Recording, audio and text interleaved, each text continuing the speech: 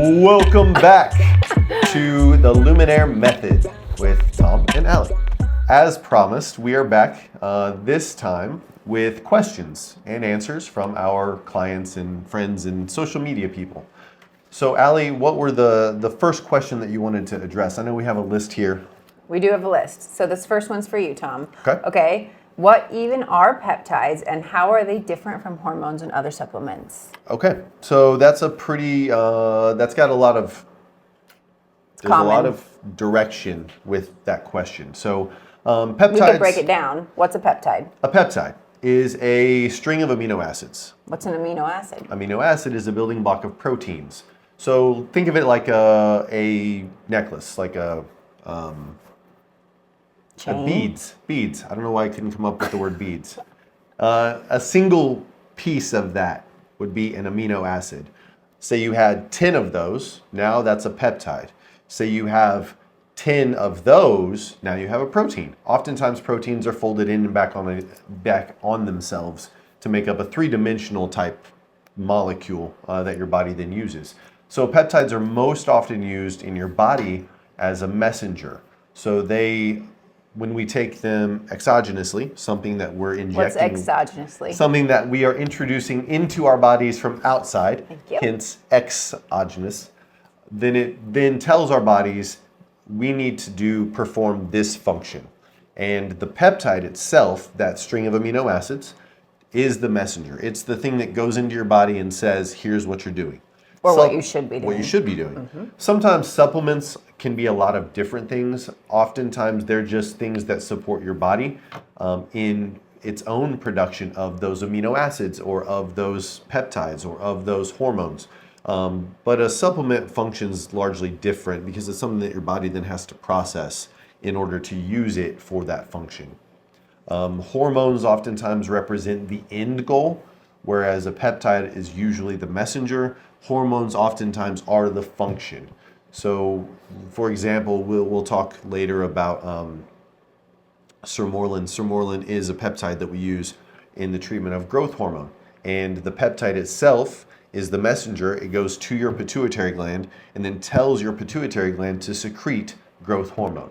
So that's kind of how that function works. And then downstream of that result would be testosterone, estrogen, or whatever your body might whatever need. your body So it's needs. simply a nudge in the right direction. For sure. Okay. Yeah. What's next? Okay, so question number 2.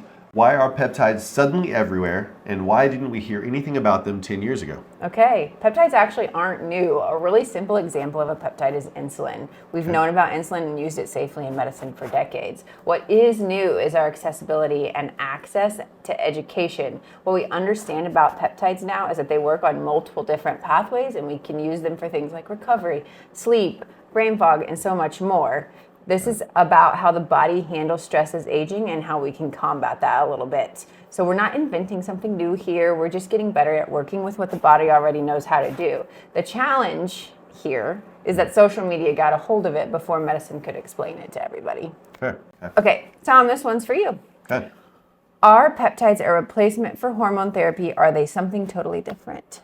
So as I touched earlier, hormones and peptides are vastly different. Hormones are most often a fat molecule, so the way that they go in and out of cells functions differently. But peptides themselves function primarily as a messenger. There are some hormones in the body that also function as a messenger, but that's not normally the case. So peptides, like I said earlier, are a string of amino acids that their primary function is to move from one part of the body to another part of the body and tell that part, hey, we need you to do this. For example, insulin. I know that you touched on that a second ago. Insulin is something that normally is made in the pancreas, and it functions within the bloodstream to tell the body and to treat the glycogen within the body and move it in and out of those cells. So if your blood sugar escalates with a meal or with sugar intake or whatever it may be, your pancreas senses that, and then it sends insulin as a messenger within those cells that tell that cell, we need you to take in some of this glycogen out of the blood. It moves into the cells where the cells can use it for energy, and it doesn't overload the body's organs with that blood glucose at that point. Okay, Does that make sense? Makes total sense.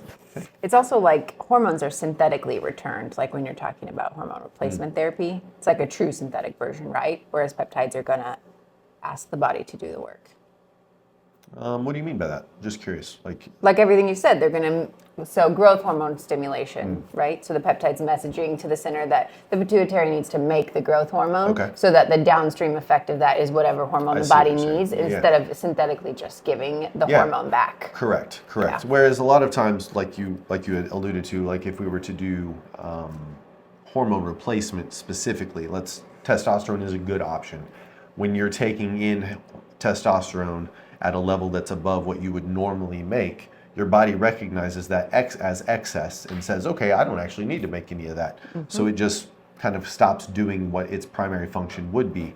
Whereas a peptide comes in and says, hey, I need you to do this. A lot of times exogenous, I'm going to use that term again, exogenous hormones kind of tell the body something different. They override the body's own production. Yeah.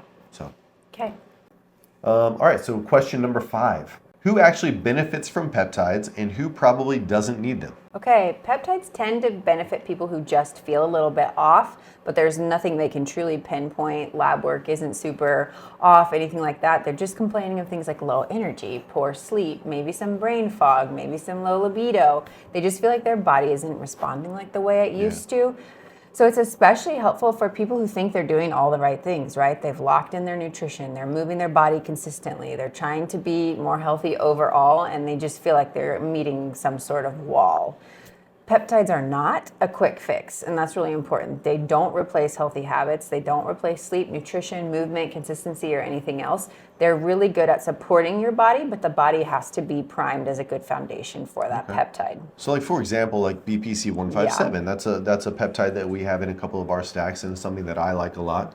It's something that we often give in people that have chronic injuries, like a shoulder that just doesn't seem to stop hurting, and they haven't really looked into, or maybe they're not ready for surgery. Well, the BPC 157 doesn't exactly just heal the shoulder. No. Suddenly they wake up tomorrow and they're like, oh, my tennis serve is back, Yep. But it does create an environment in which your body is better able to heal the shoulder injury. Or combat the inflammation or whatever the process may be. So someone who's like looking for a shortcut, would you tell them this is the wrong avenue for them? Oh, for sure. Yeah. So honestly, not everyone needs peptides, and we're not here to peddle peptides to everybody, but there are a large amount of people that could benefit from peptide therapy. And for some people, maybe it's just the thing that they need to move in the right direction. Maybe their shoulder issue, maybe they just need a little jump start to get back into a healthier lifestyle. Yeah, totally. Thom, how do peptides fit when someone says, I'm tired all the time and I just can't seem to recover the same? Well, those are fairly common symptoms for someone as they age, and it is something that we see a lot. But usually those things don't show up in labs. You can't get a full lab panel done and then pinpoint, well, you're tired because this, you're tired because of that, you're not recovering because of this. Those things often aren't things that show up, but they are symptoms and they are part of your lived experience. They are things that negatively impact your life. So we can come in with a peptide stack per se, and we can really tailor that to the symptoms that you're experiencing. If you're having issues with sleep, if you're having issues with recovery, those are things that something like Sermorelin would help with. If you're having chronic injuries, those are things that the BPC 157 and TB 500 can help combat. And that just happens to be our advanced regeneration stack. So that is something that I'm a huge proponent of, especially as I get older. I've been active my entire life, and I struggle with those things where that leg day is now sore for 4 and 5 days when it used to just be sore for 2. My shoulder issues that I've had since I was a high schooler now is an issue, and it does prevent me from playing volleyball or playing softball like I used to.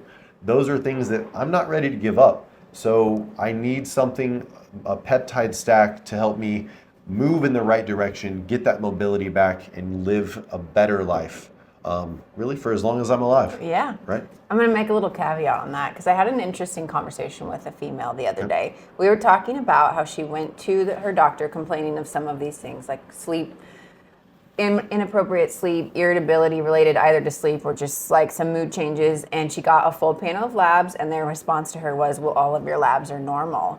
And my response to that is, I'm not totally sure, like in the male world, what your youth type lab panels look like. But as a female, our baseline labs don't ever include estrogen, testosterone, and progesterone. So how does a physician know that that's normal for you, right? So you could still be in the normal range that's based on what, billions of women, and it's a very large range, but that doesn't mean it's your normal. Maybe you've always teetered on the low end or the really high end for most of your life, and you've experienced a pretty significant fall, but you're still technically within the normal, but it's not normal to you. And that's where these peptide stacks come in, because that's a common response from a medical physician. What are they supposed to do? All the data says that you're okay, and you're telling them that you're not okay. Well, and there's things that they're allowed to do, or not allowed to do based on those results. And for most people, your CBC, BMP, kidney enzymes. We work in a hospital and we see patients every day that have perfectly normal CBC, perfectly normal BMP, but they're in a hospital bed. Yeah. That doesn't tell you the whole picture. It doesn't. And it's just like, I can't recall prior to the age of 25 when I had my hysterectomy if anybody ever drew my estrogen, testosterone, or progesterone. So how did you ever know what was normal for my body? Therefore, you don't know how much I've dropped now. Right. And any shift in that is going to make a male or female feel off. Right.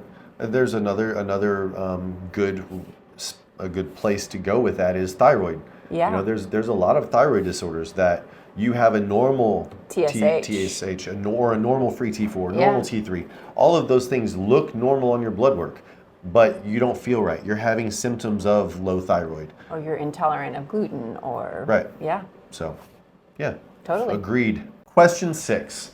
Why do you use peptide stacks instead of just one peptide? Okay. The body doesn't work in isolation. So we have multiple different hormone pathways. So we have to address multiple different hormone pathways, right? So while one peptide might support sleep, the other is going to support muscle recovery, like we talked about, or help regulate stress, or help with GI upset. So stacking lets us support multiple systems at one time, help you feel better overall without having to piece it together.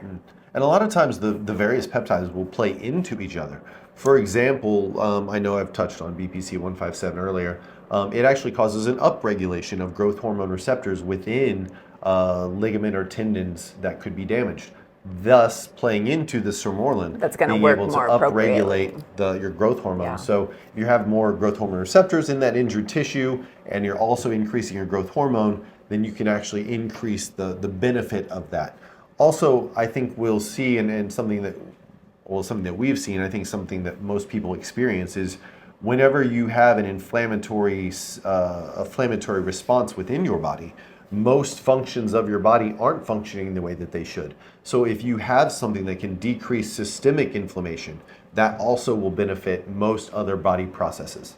And one thing that peptides really act on is the mind-gut connection, which people forget how important that is in like the inflammatory process and just overall health. And a lot of the peptides work in that pathway. Okay. All right. Question 7. Okay. Can peptides help with things people don't always associate with wellness? And I think we've touched on this a little bit, but let's talk more specifically. So like somebody complaining of brain fog, Thom, is there a peptide that's going to help them with brain fog, irritability, that kind of thing? Yeah, for sure there is. And I think it's not just a single thing. I think it's a range of things.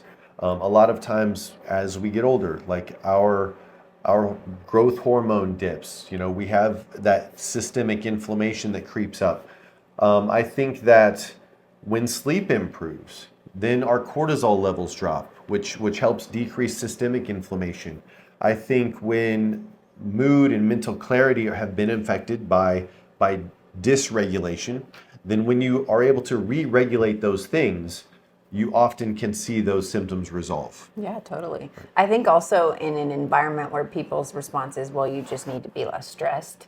In 2025 or almost 2026, that's just not going to happen in our world. Right. So you have to find ways to respond better to the stress because the stress will not be removed. We know that. I also think that it's not so much, we think of stress as being like a busy schedule, it's Christmas time, whatever. Right. Stress can be so many different things. Physiological stress. Can be, we're talking about physiological stress. We're talking about something that your body perceives as stress. And that could be something as simple as the food that you ate, what you drank today, what you drank last weekend. All of those things your body processes and understands as stress. So it responds as stress. That increases your cortisol levels. Yep. That increases the neurotransmitters in your brain that are perceiving that as stress. All of those things are impacted. I think it's just important to talk about all the ways that we have to improve a little bit and be realistic at the same time, you know? I do. Okay. All right, so let's see. How do you decide which stack is right for someone? Okay, we look at symptoms and lifestyle and sometimes labs when we need them to see how a body's going to respond and how it's responded to things in the past. It's not about what's trending, it's about what's right for the client. Okay. Yeah, I know that's something we share a lot of videos back and forth on social media of various peptides that people are pushing and that this social media influencer is pushing or recommending. And I think it's important to understand that most social media avenues function for a purpose and towards a end goal, and that goal is usually money related. Sales. Sales. They're trying to generate some sort of revenue from that. And I think while we do work for Luminare, I think it's important to understand that this podcasting that we're doing is for information. We just want you guys to have as much information as you can so that you can make the right choice for you. And honestly, we're kind of guinea pigs because we're both playing around with different things. Right. Me, for example, I'm doing CJC right now at a much lower dose than the standard bear. And you struggled with Sermorelin. I struggled with Sermorelin. It kind of had an opposite effect on me. I was telling Thom, I lost my appetite even because I'm a runner. I could run like 13 miles, and I actually went and took his wife's class, which is an intense strength building class, and I was not hungry the rest of the day. I could hardly put food in my mouth.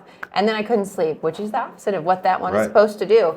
So now I'm on CJC and doing better. And I think, what are you playing around with? BPC? BPC 157 and the Sermorelin. Again, I have a pretty chronic shoulder issue. I've played a lot of sports in my life, played a lot of volleyball, and so I kind of had this nagging shoulder injury. So I'm trying to pair those things with a better diet. I'm trying to pair those things with more of a regenerative workout plan and really trying to rehab the injury that I have. A lot of band work and things like that. I just thought it was interesting. We hadn't touched on that. We're actually living experiments for most of these things. We're not just telling you guys to do them. We're going to have actual palatable information for you. So. For sure. Okay. All right. So, this one's number 9. 9. What's the biggest misconception people have about peptides, Thom? So I think the biggest misconception is one of two extremes, and I think that's always the issue, is when you live in one extreme or the other of anything. So that they're either magic, that you're going to take a peptides and all your cares are going to go away. Your life's going to be rainbows and butterflies as you skip down without an inflamed shoulder. The yellow brick road, without the inflamed shoulder, with sleeping like a baby, or that they're dangerous. And while there are risks associated with everything, and I think it's very important to understand that there are risks associated with anything that you do, whether that there are risks associated with crossing the street, there are risks associated with drinking too much water, while those things are all safe. So I think it's important to realize that while there are risks involved, peptides, when taken correctly, are not dangerous.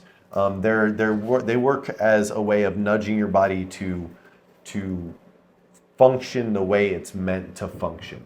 A lot of times the peptides we're replacing are things that your body makes normally, things that your body just slows down production of as it ages, or because of a process that you may have going on.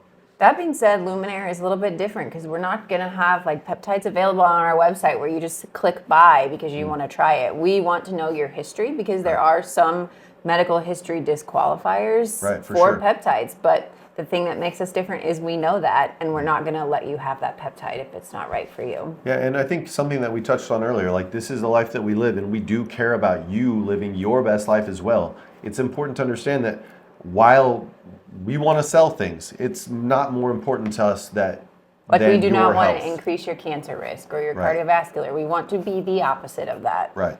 So we just got a random question. Okay. Love it. But I forgot what it was.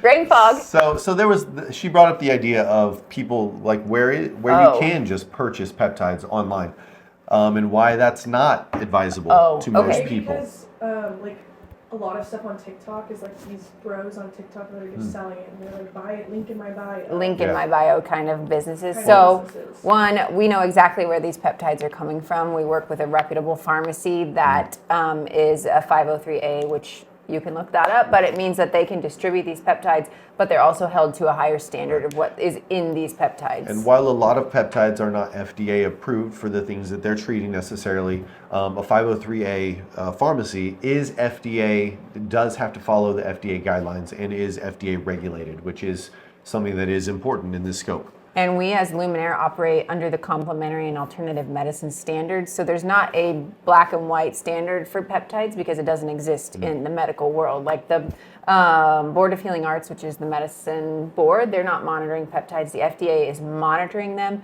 Complementary and alternative medicine also holds us to a higher standard of how we treat patients, which means we have to talk to you before we'll give it to you because we want to know if your blood pressure's okay, your heart rate's okay, if you've had cancer, if you've had a blood clot, anything like that. That's what makes us different. And I think I've heard people refer to that type of store as like the gray web, you know, because it's not exactly the dark web. But there are things that are not reputable that you purchase from shady type people that you don't really know the contents of those peptides. For that reason, it is important that you get those peptides from a reputable pharmacy rather than just some chemical or research grade chemical that you can buy online, which usually is the case whenever it's somebody's that's tagging it with go to the link in my bio. We know exactly what ours is compounded with too. That's not always the case for some of the click the link in my bio options.